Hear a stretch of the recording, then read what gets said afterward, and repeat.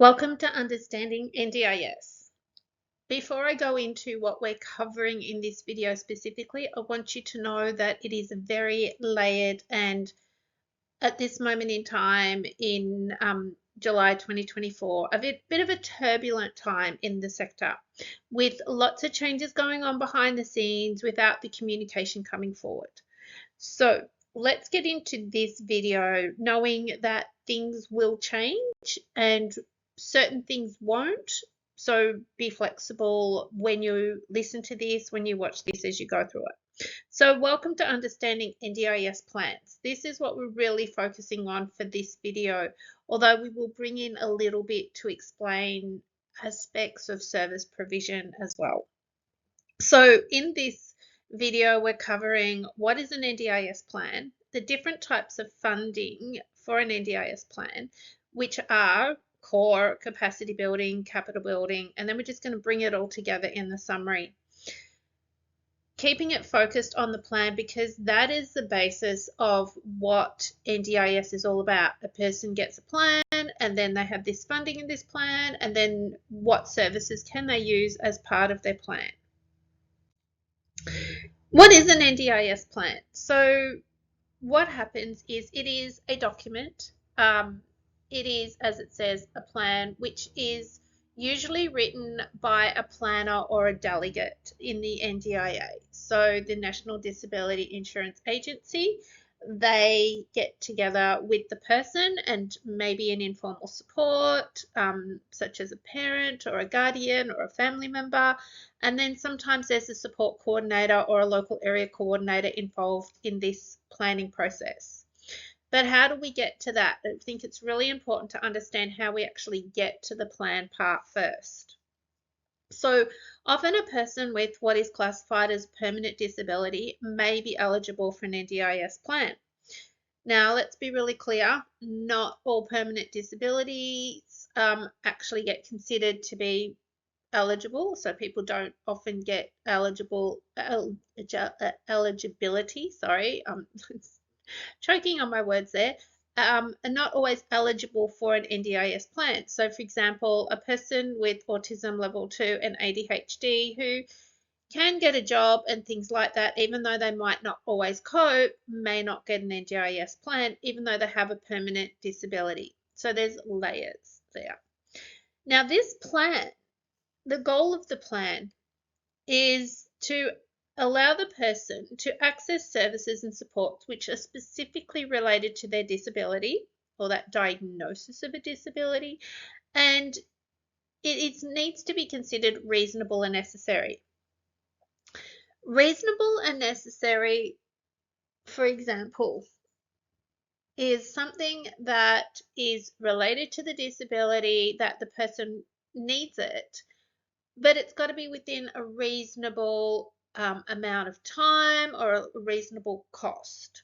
So, for example, some people with autism level 2 and ADHD and maybe fibromyalgia may get an NDIS plan because of the impact that that has on their daily life. They might not be able to work. They might not be able to always get out the door. They might not remember to eat. So it's necessary that they have a support worker that helps them to have some life skills and some quality of life. So so within a plan, there's also goals. I'm not going deeply into the goals part of it in this part, but it is something that we will touch on.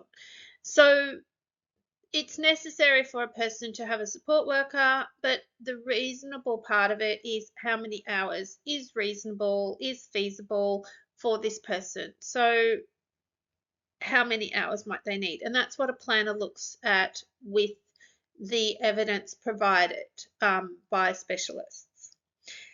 Now, the NDIS planner reviews the evidence and the application, and they decide if the person is eligible for a plan. And that is then when it starts to become developed.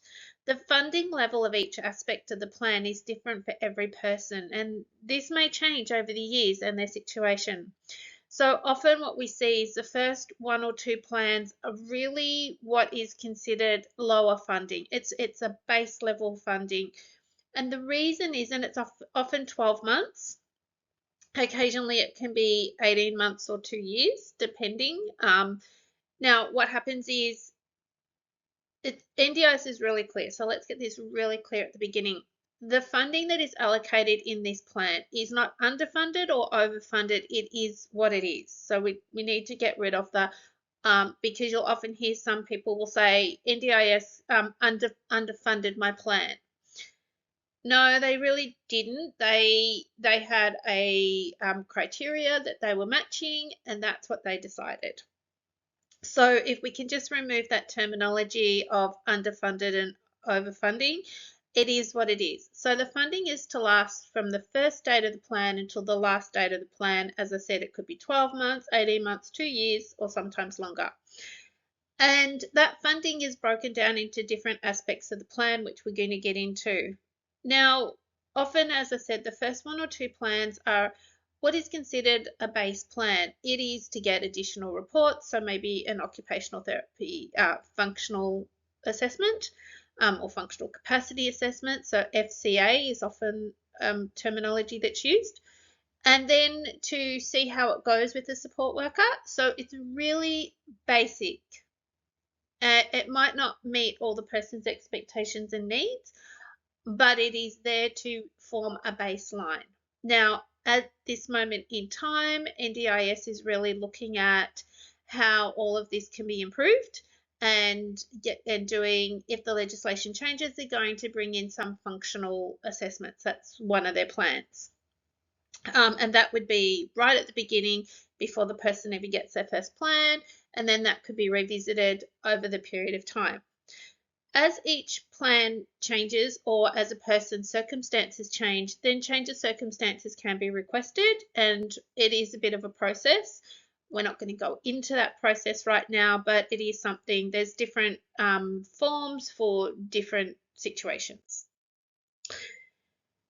So when the person has their plan, it will have a couple of different what we call fundings, or how the plan is managed, or those funding part of the plan is managed. So the first one is often NDIA, and often if you're a plan manager, that's what you will see.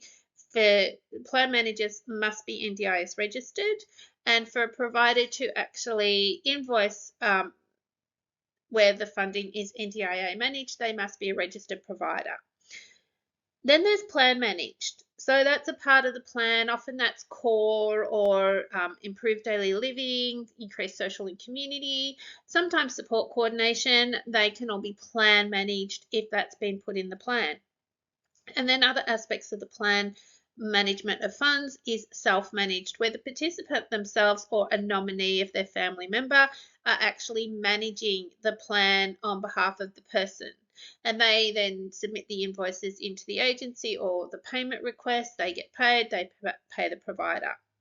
So NDIA or NDIS registered providers, where the funding is NDIA managed, they do their own, so they raise the invoice or the payment request, and then NDIS will pay it into their bank account, and then they go ahead and pay their staff. If it's plan managed, the provider must submit the invoice to the plan manager, who then puts in the paperwork or the request for the payment of that services.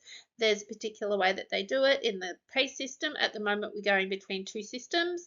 Eventually, everyone will be on PACE, and then those payments are made, and then the plan manager then pays the service provider.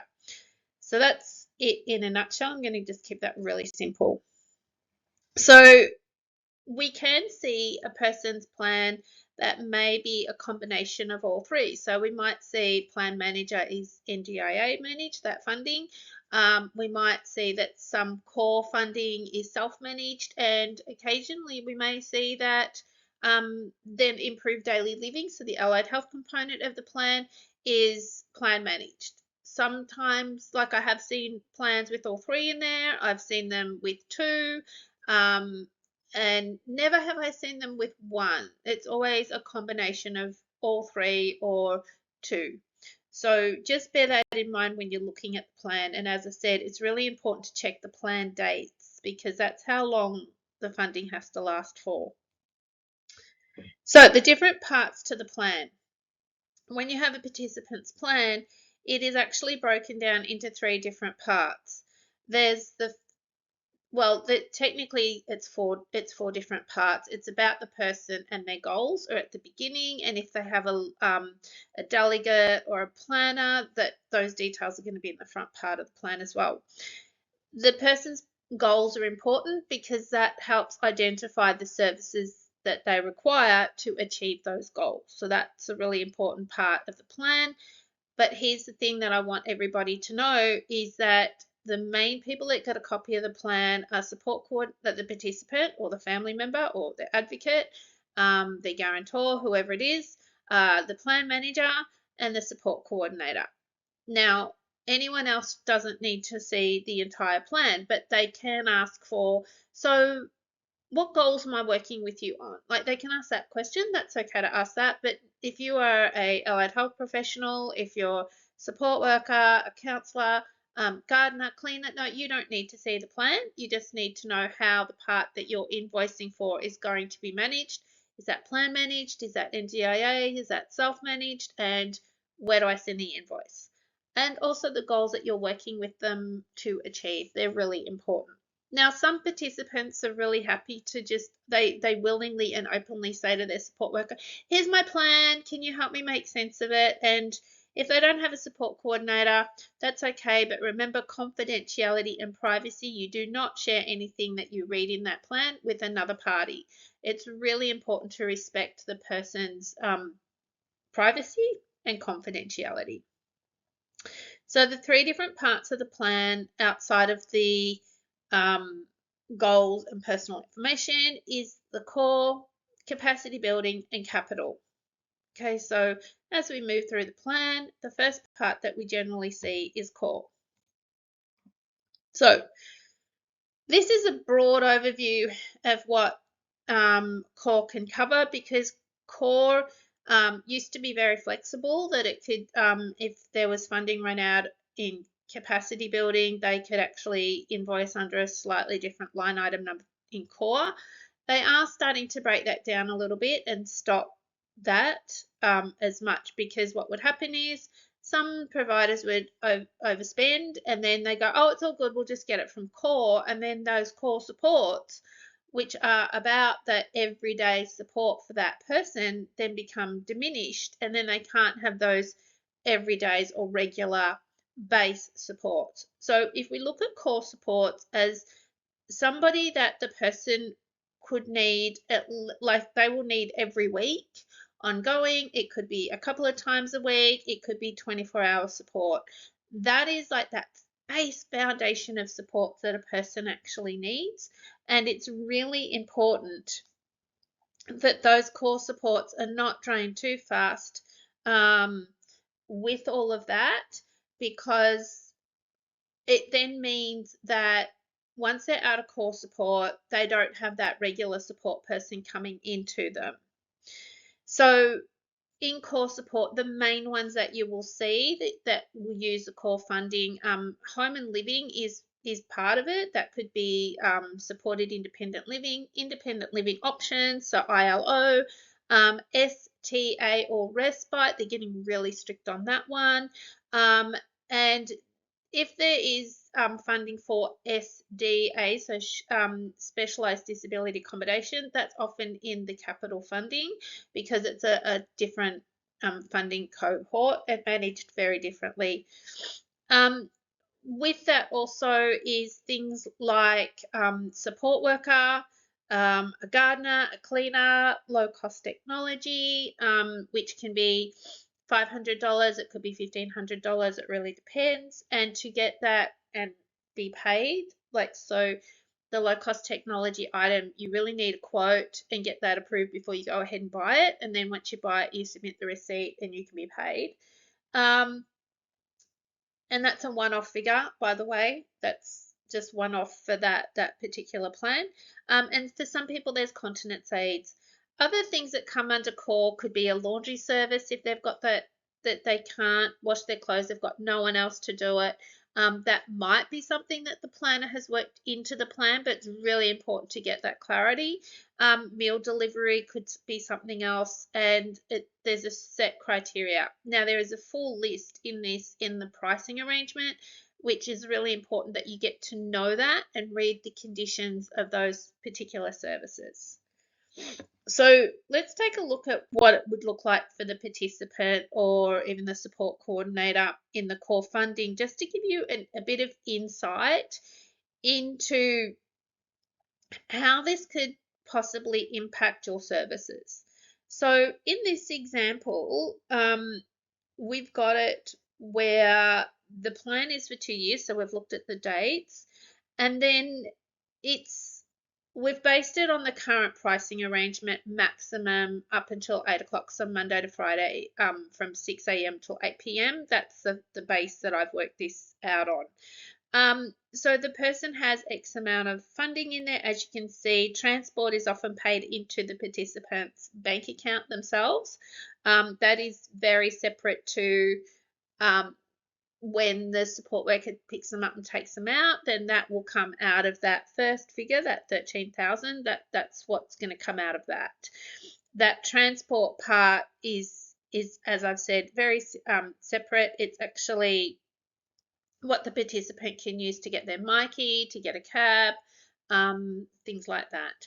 So in this example of this plan, the funding is worked out over the 2 years. So that means for the services such as a support worker, the hours of support would be a maximum of $125 per week. So if we work that on the maximum price in the NDIS pricing arrangement, that's only 2 hours a week that this person can have support worker. And really, if the support worker then charges transport or does a shift on a Saturday or a Sunday, that's going to be even less funding. It could come down to maybe an hour or even half an hour a week. So when it comes to, if you're a support worker listening to this and watching this, even though you're not going to see this part of the plan, it's really important to check in with the plan manager, the support coordinator, the informal support, the person that's making these decisions, because a person with a disability might go, oh yeah, I want someone for 5 hours a week. Now, if this was this person's plan, they can't have anyone for 5 hours a week because there's not enough funding for that. And one of the key things I'm going to reiterate all the way through this is if a person's funding runs out, so say someone comes along and says, yeah, I'm happy to work with you. Let's do a Sunday. We'll do 2 hours on a Sunday because the person's got in their head they can have 2 hours of support. No, the figures will not give you, this math will not give you that amount. At $125 a week, there is not 2 hours for a Sunday shift. It's just not going to happen at Sunday rates. And the person might go, but I really want that on a Sunday. And you go, well, okay, well, the maximum you can have, and checking the maximum pricing arrangement, or the hourly rate is dropped, right? If a person wants to work on a Sunday, wants to charge $60 an hour on a Sunday, then sure, they can do a Sunday shift. Got to have a clear discussion to understand these things, because all throughout this choice and control, the person with the plan has a choice and control of what they would like. But this is why understanding the plan, and a plan manager can break it down, a local area coordinator, a support coordinator, the family member can break it down, understanding that while it might be nice to have 5 hours of support a week, if the funding is not there, when that funding runs out, the person is then without support. And that can actually leave a person in a dangerous situation. So really important before you start working with anybody, you understand the importance of saying, okay, so Billy's asked for 3 hours a week, an hour and a half on Friday and an hour and a half on Sunday. If I charge the maximum amount in the pricing arrangement, this is what that's going to cost. I don't need to know their figure. I just need to know, is that in their budget for the next 12 months? And asking that question isn't asking to be told, yes, they've got $13,000 or they've got $100,000. It's not asking that question. It's asking, these are the hours they've requested on the days they've requested, which is what it's going to cost. Is that in their budget? Yes, no. It's not in their budget. Okay, we need to come back and work it through. You can't then go, well, what is in their budget? You need to then just come back a bit and go, actually, I've spoken to the plan manager. You don't have enough funding for those hours. The only way to get that changed is to have evidence that the person needs those additional supports, which is coming back to reasonable and necessary. So whilst there is choice and control on the days and times and hours and things like that, at the end of the day, that is within the realm or the guidelines of the plan. Okay, really important. And if you're watching this as a plan manager, super important to understand that. So capacity building, that's the next part of the plan. Like I did with core, it's really important to read the pricing arrangement for the full list because we'll be sitting here for hours if we were to go through the entire list. So I'm going to focus on the primary ones that you're going to see. Under capacity building, there's the plan manager, and that, as I said, is always NDIA managed funding. Allied health professionals, support coordinator, psychosocial recovery coach, increased social and community. They're the primary ones you're going to see in that capacity building. There may be specific, even they may have health and well-being, which would be personal trainer, dietitian, and exercise physiology fit into that. So sometimes that category might be there as well. As I said, the pricing arrangement has the biggest list. Now, we'll take a look at what this can look like in a plan. I've given two examples under capacity building, so what the plan manager looks like. So you can see there that plan manager, NDIA managed funding, but improved daily living, which is CB daily activity. That's your allied health. And there's a bit of a breakdown in here that you can read for yourself. I'll let you have a read of that, of how some of the funding. So it's got, OT, and it's got really clearly how that funding can be used. Depending, and support coordination was always also in this plan. I just didn't include it. Just to give you a couple of different examples of what this can look like under capacity building. So each part of the plan will have the amount in the budget that's allocated to those services. So within the category of capacity building, the different groups will have their different funding breakdown. Really important to check in with that as well. So if you're an allied health professional and the participant says, oh yes, I want physio every week, you might want to do a bit of a calculation and then check in with the plan manager, the support coordinator, to find out whether there's actually enough funding. And remember, with allied health or the capacity, so the improved daily living or CB daily activities, that is divided up between all the allied health, so counsellor, psychologist, dietitian, exercise physiologist, podiatry, physiotherapy and occupational therapy, speech therapy. So there's like nearly 10 groups of providers in there going for that one amount of money. And when most of their hourly rates are like $193 and $95 an hour, that is a lot. And there's a lot that you will notice will invoice for the half an hour pre, then they'll invoice half an hour travel one way, half an hour travel. By the time they've got through a 1 hour appointment, they've effectively invoiced for nearly 3 hours, and that has taken a fair amount out of that person's plan when it's only limited. Really important if you're the provider to actually work that out before you start. Capital funding. This isn't an actual dollar figure in the plan as such. In the system though, so such as PACE, if capital funding is already allocated, for example, there could be the SDA, the Specialised Disability Accommodation. There could be somebody that needs orthotics or wheelchair repairs or a new, and that may have already been worked out with the planner. That will be sitting in the system. So they're bigger items that are well over $1,500, and once again, got to be reasonable and necessary. Quotes have to be provided for that. So there's a bit of a process that happens with accessing capital. Sorry, I just jumped ahead, so I'll just go. So we'll just sit on this for a second. But for capital funding, it's really important that the person knows what they may need. They get 3 quotes, they submit that with evidence as to why they would need it, especially if it hasn't been planned for. So, for example, if the new wheelchair breaks down, then and there's no capital funding allocated to this plan, then the support coordinator, the local area coordinator, the person who is an informal support, or the participant themselves can request a review meeting, and bringing that evidence together as to what is going on and why they need this funding. Now, capital funding is really slow to get approved if it's not already there. It's like a painstaking process, and you've got to keep on it. You've got to keep checking. Evidence, evidence, evidence. When you're looking at a participant's plan in NDIS and the service provision, it's really important to work within the parameters of the individual plan. So let's bring it all together. So to understand the plan is to understand the funding, and that it's got to last, whether it's 12 months, 2 years, or 3 years, it has to last that entire plan. NDIS have got really strict. To request a review because a person has run out of funding is not good enough.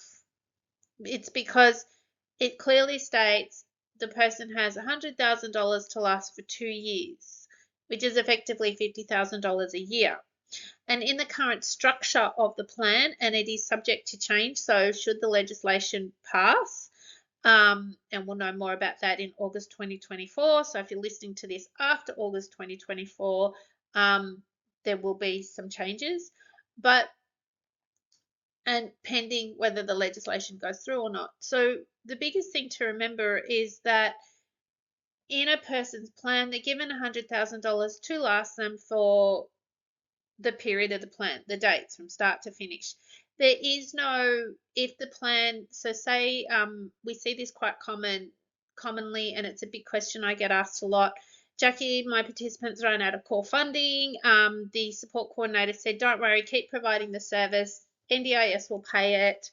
They'll do a top up, or they will pay it out of the next plan. Both of those are a no, they won't. So you could, if you had to show that there was a change in circumstances, you're waiting on a review meeting, and that's going to take months, and you have to be there for that person, because otherwise it could be life and death. They might die. Meeting your duty of care to the participant. And what happens is they're out of funding because of this change of circumstances. A family member might have passed on. Like there's a whole array of change of circumstances that can be considered, and it could, not saying it will, there could be a case for the provider to keep going but to be paid later. But I will tell you right now, with the experience that I've had over the last two to 3 years, and it's only getting worse, is that 9 times out of 10 that manual payment request is declined, or it takes 2 years for an answer, and then another 6 months for the funding to come through. Meanwhile, for your business, that can make a difference between keeping the doors open and shutting the doors, because you have to pay your staff. Now, there is a duty of care for the provider to meet them as well, which is why you, when you're onboarding a participant, you check in and say, okay, so Billy wants me on Thursdays and Fridays, these hours. So, 2 hours on both of those days, 4 hours a week. It's at this rate. This is what it's going to cost. And asking the question, as I've said, is this in the plan? Is this funding in the plan for me to provide that specific service? Now, yes, Billy has choice and control, and while he might have the funding for those 4 hours a week, he might decide to go on respite and tell his support worker, yes, I can do that because I've got enough money in there to do that, so it's all good. If you don't provide a quote and actually check with the plan manager, with the support coordinator, with the right people, that there is actually the funding, you may find yourself either getting paid for that but then being out of work when you come back, because in some cases, respite, by the time you pay for accommodation, you pay for the support hours, you pay for the food and the activities. By the time you cover all of that, it could be that it's like $2,000. In some cases, the pricing arrangement allows you to, invoice up to, I say up to, please do a proper quote, $2,000 a day. Let's hope it's not $2,000 a day, because if they've only got $13,000 in their plan for 2 years, they haven't got $2,000 a day, they've got $125 a week. So you see, this is why it's important that support coordinators, plan managers actually understand this plan, so that when Billy says, I'm going on respite, and the support worker submits an invoice for a quote to see whether there is that funding for that and do a proper breakdown of that, that this is checked, because going on respite when you only have $125 a week, not even $1,000 a week, can mean that you're out of funding in 13 days. And the plan is for 2 years. NDIS are not going to give a new plan in that time, because there was no reason for that respite or STA to be taken. So it has to be reasonable and necessary all the time. So while there's choice and control, the participant can choose their provider, they have control over how they spend their funds, they should be aware of their plan breakdown as well. Yes, Billy, SDA would be really nice to go on that trip. However, NDIS has not provided you with enough funding to pay for that, and they're not going to, because it's not classified as reasonable and necessary related to your disability for you to have that trip away. It sounds hard, I know. It sounds harsh. It sounds like I don't care. I actually do care. I care a lot. But we've got to keep it with the mathematics of the actual plan. It's important that the person is empowered to make decisions, but they can only make informed decisions. It's so important for them to make informed decisions. And to make informed decisions, they need to understand this is how much funding you have, or the person making those decisions needs to understand the plan breakdown. I see it all the time. So many providers saying, yeah, the support coordinator has approved that we do this and we keep doing that, and you'll be paid later. No, I know businesses that have had to close their doors that owed $60,000 because they listened to the support coordinator, and NDIS have said, well, no, they didn't have the funding, so we're not paying it. And it's getting like that even more. We will see different changes as the legislation changes as well. So that's a really broad overview of understanding participants' plans and how it all works with the support services. Please always use the pricing arrangement as a guide to the services provided. That changes every year. Sometimes we see services taken out. It's anticipated that the next one will have look completely different to this one. So really important you start with that. That comes out around the end of June, usually mid-June, but sometimes it can be towards the end of June. Comes into effect on the 1st of July every year. As I said, this is all subject to change if the legislation changes. Right, so thank you for listening to this. So a little bit about Break Free Consultancy. So we work with businesses to promote the health and well-being of the business and the employees, and encourage also a neurodiversity inclusive workplace. So we work with businesses on how their business structure is working, how healthy is it, their communication, the health and well-being of their staff, and also we bring education in around neurodiversity in the workplace. We have an abundance of resources available. So we have a resource bundle online for people to visit, lifetime access. You can learn about duty of care. You may even be watching this as part of our resource bundle. And we also do business coaching with individuals as well as businesses. We also run events. So you can check out our website. If you're watching this as part of the learning, the resource bundle, then you know that there's other videos there as well. And I hope that this has helped. I want to keep it simple. I want to keep it clear. Communication is important, and doing budgets is really important. The funding has to last. It just has to last. There is no, when the new plan comes, oh, we'll just pay $60,000 out of that because that's what they overspent. No, just keep it within the budget and go for reviews with evidence if it's not enough. So important that that is done. So I hope you found that this is of some value. We've done well. We've kept it under an hour, which is really amazing. Um, and just take your time looking at a plan and getting to know it and getting to know what it looks like. The participant, where you can educate them, please do. If you're the provider and you're not sure, open up the conversation. You're not asking to see the plan. You're just saying, this is what this service is going to cost. Is that in the budget? And get a good service agreement in place as well. Always have a service agreement. All right. Thank you for listening. Take care of you. If you've got questions, you can always reach out.